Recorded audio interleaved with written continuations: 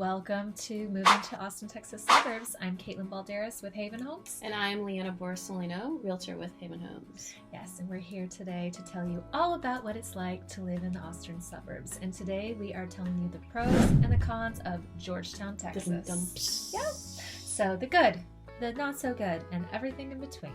So don't forget to tap that bell and subscribe if you want all of the latest updates for what's going on in the Austin area and the lovely suburbs. Yes, and if you watch this and you're like, I have questions. I want to know more about Georgetown or any of the suburbs, you can give us a call, you can shoot us a text, you can send us an email, or better yet, let's just get on a Zoom call. Zoom call! Does not matter if you're moving now or a year from now, we are happy to answer your questions at any time. So let's get started.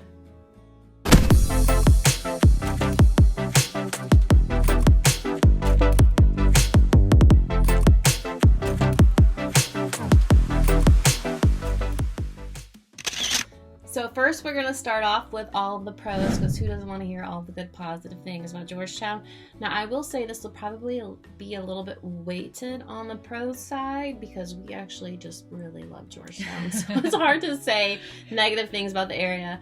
I do know that there are some negatives about Georgetown. And any town. All the towns have pros and cons. Yeah, they all do. So we will highlight them.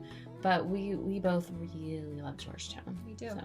Considering neither of us live there, it's a little weird. I know. Let's graduate all these kids and move up there together. Let's go be neighbors. Yeah. All right. So, what are some pros of living in Georgetown? I'd say the number one pro is how many fun things there are to do.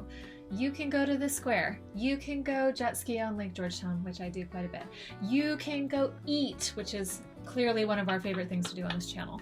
Shopping, winery, drink the wine. Yes, farmers markets, caverns, caves. Yeah, who wants to go spelunking? Yes, a little bit of bats. Yes, bats. We have all the fun things. It's almost endless. Yeah. You could just kind of spend all your time in Georgetown if you wanted to. Yeah, and never leave. I mean, eating, drinking, shopping, and boating, and walking around on caverns. Like, what else do you need in life? Yeah. And you feel like you're in Texas too, so it's nice. And there's also rolling hills in Georgetown, so out on the west side. Mm-hmm. Yep, there is. So I would say that is the number one pro. Yeah, definitely a pro there. What would be number two? Number two, I'd say that they have a lot of diversity in the types of houses that they have there. So if you want brand new homes, they have that. You want 100-year homes, they have that. Yep. We have the historic downtown in Georgetown, which is kind of cool because you'll actually notice if you drive around and look at these houses that could be 100+ years old. There's actually like little plaques on the house that tell you that they're preserved and they're part of old historic downtown district. Yeah. So if you want character, that's where to go. They have little ones, they have big ones, they have all kinds of different old houses, and then they also have the brand new houses, and they have everything in between. They have some built in the 80s and some in the 2000s, all over. Yeah, and then you can also walk to the square from these old historic homes, by the way. Mm-hmm. And I've actually gone to their winery festivals they have every year. And so rented out an Airbnb with some of my girlfriends, and we had like a girls' weekend. We just went and winery hopped and tried, I want to say 20 different wines. It was a fun time.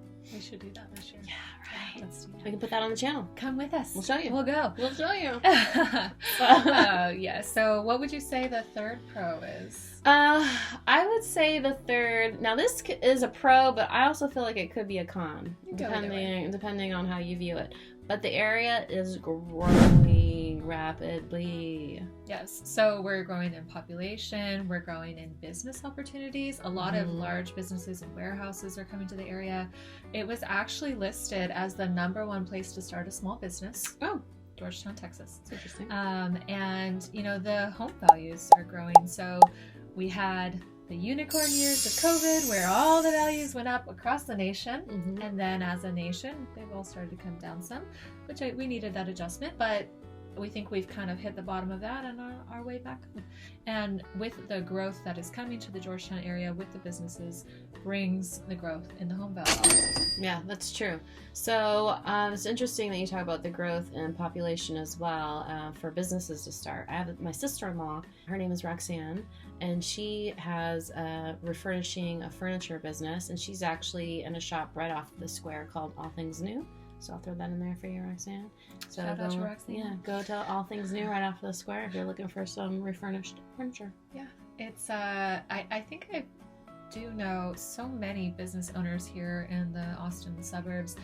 It really is a great place. There's so many opportunities and the freedom to start those here. So That's pretty cool. Great area. So number 4 pro for Georgetown, I would say, is the convenience. Yeah.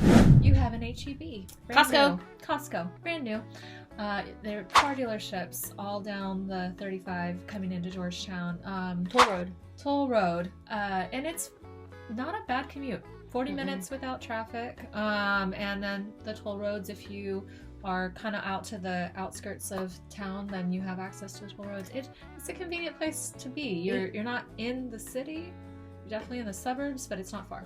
Yeah, and actually the speed limit on the toll is 80, which is 80. nice. And then the speed limit on the highway is only, what, like 75? 70. Oh, 70. I don't know. I just go 80 everywhere. 70. I never get pulled over, so it doesn't matter. The cops here are not that nice, but... Well, that's not been my experience. But I I'm don't from know. San Diego where they're really I don't know. nice. I feel like Williamson County cops are a little bit aggressive and mean. They do have a reputation here. So, however, when it comes to speeding, and I'm not encouraging anybody to speed, but when you're on the toll road, you can easily go 90 and not get pulled over. And when you're on the highway, you can easily go 80 and not get pulled over. So, don't come at me if you get pulled over. I do drive a mom van, so that might be a little bit of a cop blocker. But yeah. Side note for the convenience, you can drive really fast.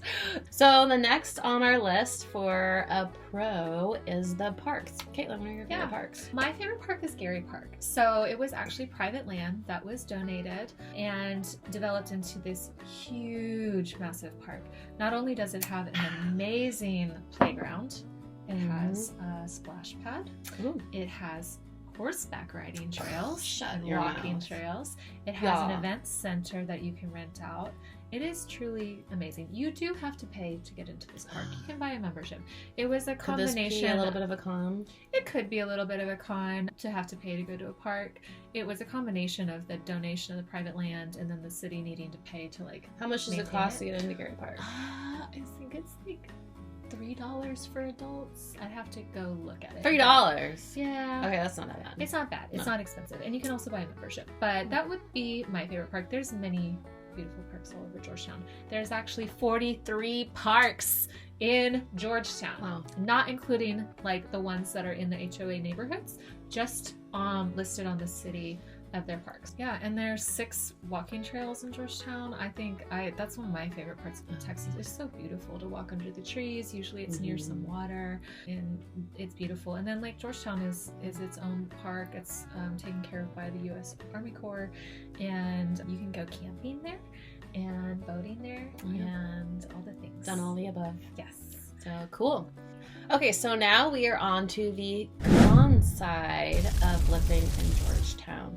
So this list isn't going to be too lengthy because, again, like I said, we do love Georgetown, but there are some cons that we've pulled together. The first one is traffic. Yes, with the building that has gone on down Highway 29, which takes you into downtown Georgetown if you go east off of 35. If you go west, not only do you have Wolf Ranch Shopping Center, which brings a lot of traffic, you have Wolf Ranch neighborhood, and then tons. I think they opened like at least 15 new subdivisions throughout the COVID years. And so, but they didn't expand the infrastructure fast enough. So it gets really congested in that area. Not only that, but just once you get in onto 35 going into Austin at morning or evening, big chunks of the day, it starts to get backed up through Round Rock and into Georgetown. Now, what I will say is at least we just have rush hour traffic, because you can be living in some other major cities where it's traffic constantly all the time. It is not constant all the time. It is just really the rush hour-ish time, and then shopping-ish times. And we still got the toll. So if you're willing to pay a little bit extra to hop on the toll road, then you can pretty much, bypass all that. If you're on the east or west outskirts of Georgetown, 100% you're going to end up taking the toll, which never has traffic because people don't want to pay for it. Yeah. So If you're in a rush. which I seem to always be in a rush. Yeah, always in a rush. Me too. So, I mean, they are going to improve the infrastructure. It's just going to take time. And then if you're commuting into Austin, you know, it's 40 minutes, no traffic. So with traffic, you're definitely getting up over an hour. So that's something to consider if you're going to be going into Austin on a daily basis. Yeah. Number 2 is the rising prices. Yeah, I mean, Georgetown, when I moved here 10 years ago, was a very affordable place to live. And then during the COVID years, that switched. It got quite expensive. It's kind of come down a little bit, but still higher than a lot of the other cities in the suburbs. Yeah, I mean, I agree. So unfortunately, I don't really know how to twist this to make this a more positive thing. It's just the prices are a little bit higher. The cost of living has gone up, but I do feel like that's kind of everywhere now. It is, so, and I would say the positive is that you can expect your home value to continue to go up. There you go. So, you know, you're buying a little higher, but you can expect it to continue to go up. There we go. Glass half full, y'all. Always find something good out of it. So our number 3 con, I kind of had to search for this one, you guys, because honestly, there's not a lot of cons here, but water availability. So I've heard this a lot from my clients as one of their concerns, and I've seen it in the news, but this is unique to Georgetown, by the way. This is unique to Georgetown. Every city, every person or a company that provides water, they source it from an area, and Georgetown has had so much growth that they've had a problem. They've never run out of water, but they are concerned about being able to continue to provide enough water. Recently here, they've said that they've found some solutions and they're putting them into place. So it is something that's being handled, but it is something that came up in our research and something I hear from my clients. I'm sure Georgetown going to figure it out because they're resourceful. And they have to.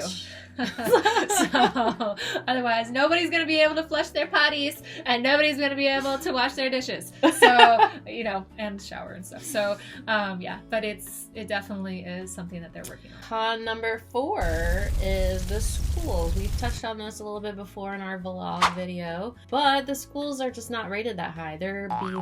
And I know a B+ is not a bad rating, but a lot of the schools around here are in the A range, and Georgetown just hasn't quite made the cut yet. Yeah, and I don't always care as much about the ratings as I do about the community impression. That's true. So when you talk to people from Round Rock, they are raving about the schools. When you talk to people in Hutto, they're raving. Hutto. Liberty Hill, raving.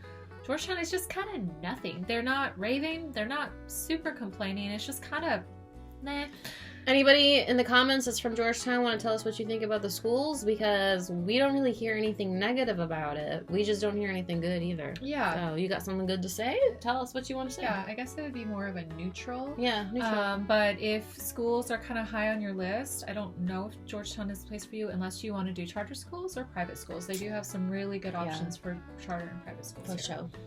So that's Georgetown. Pros and cons. There's so much more. If you want more information, you can click our vlog for Georgetown. And we're just going to take you around even more as all of our videos continue to come out. We're going to show you more specific parts of the cities and more of our favorite things to do. So make sure you subscribe so you can hit get that bell.